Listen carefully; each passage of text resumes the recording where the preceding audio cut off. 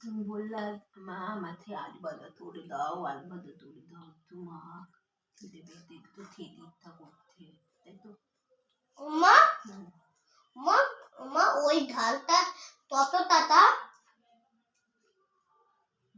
200। ও, দুটো টাকা দেন।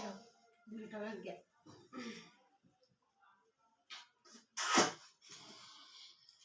আমার ভালো লাগলো তো, আবার পরে করে দেবো। হ্যাঁ মা, ঠিক আছে।